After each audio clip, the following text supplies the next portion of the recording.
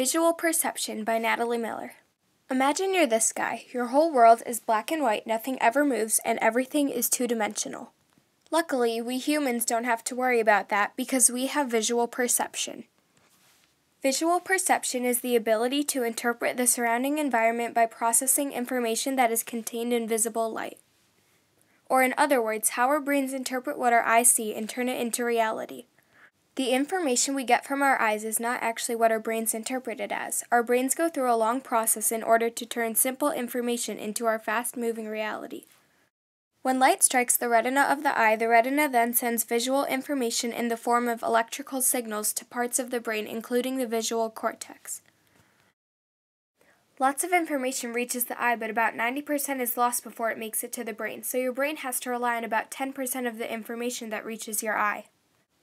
Therefore, your brain must make guesses on what you see based on past experiences. So what are some of the different factors that influence your visual perception?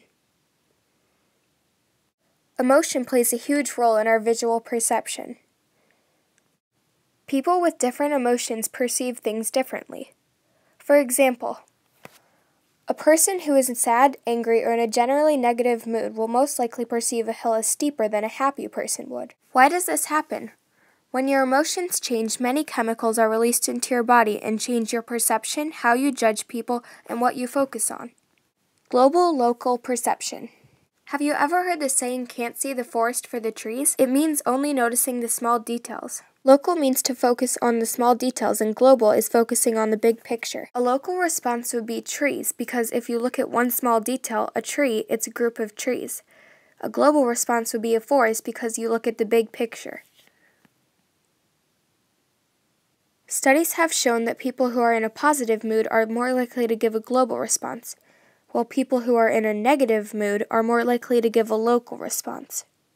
Another example of how emotion affects perspective is the glass half full, half empty puzzle, where people are asked to determine if a glass is half empty or half full.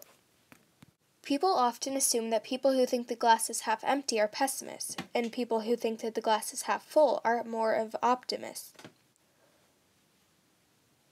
Another factor that affects perception is experience. Past experience and visual perception work together to help you recognize faces and objects. Most perceptions are just hypotheses based off of past experiences and stored information.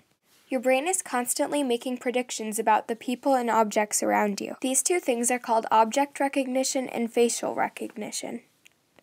Object recognition is one of the few things that humans can do but machines can't.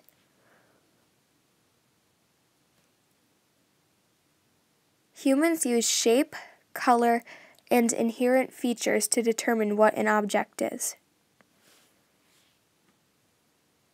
Perception is also influenced by expectation. The expectation effect is the concept that your perception can change as a result of personal expectations or the expectations of others. Like right now, you're probably expecting me to be writing something, but I'm not, so your visual perception just changed. Here's another example. Students whose teachers expect them to do well usually get better grades. Your perception can also change because of cues. Cues limit the number of ways you can perceive something. For example, if I showed you this picture and said, "What mammal do you see?" you would most likely say a bunny or a rabbit. But if I said, "What bird do you see?" you would most likely say a duck. Attention also affects perception. Here's a quick test.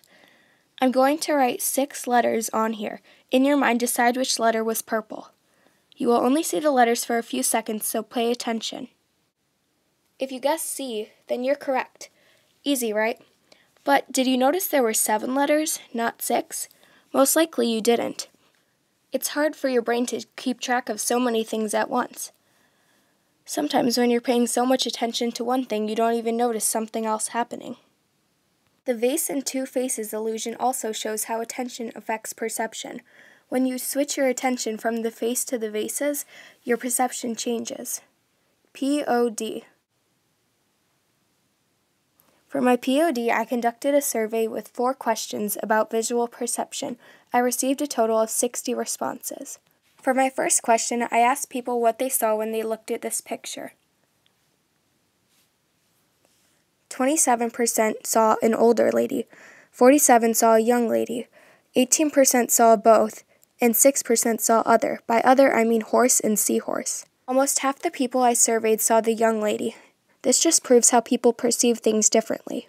For my second question, I asked, do you think that visual perception is important? 86% said yes, 14% said no. Here are some of the reasons people said visual perception was important. I got some great responses like, visual perception helps us make meaning of what we see, and visual perception helps us recognize things. I also got some interesting responses like, we can use visual perception to drive people insane. We actually would have trouble surviving without visual perception. For my third question, I asked people to decide which of these two was most similar to the top one. The results were 50-50. This question shows global-local perception. The global response would be the 4 triangles because they both have 4. The local response would be this figure because both are composed of squares. For my fourth question, I showed this perfectly normal picture of an upside-down Obama. I was surprised, though, when only 51% of the people I surveyed realized that when you turn him upside down, his eyes and his mouth are both upside down. We are so used to this that we didn't even notice. Moving on. So what? Why does this matter? Visual perception is important because it helps you recognize people and objects. You would have trouble surviving without it.